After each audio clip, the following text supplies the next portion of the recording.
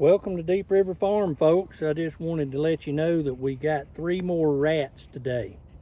We have declared war on the wharf rats here at Deep River Farm, so we've got a concoction made up. You see it in front of us. It's cheddar cheese, baking soda, and sugar mixed 50-50. And sorry about that, I put my finger over the camera lens, but there it is.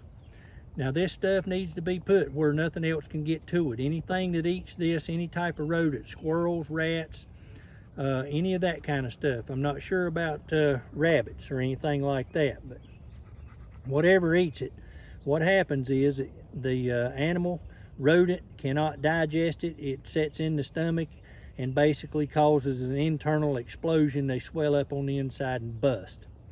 So be careful with this if you ever try to use this. And you've seen it here on Deep River Farm. The object is, we probably won't see them, but if they eat this, they're going to disappear, go underground, die wherever they live.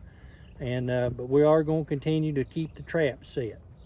Have a blessed day, and I appreciate you watching Deep River Farm. And if you're not a subscriber, subscribe to us. And it doesn't cost you a dime. Hit the thumbs up and leave us a comment. Thanks for watching.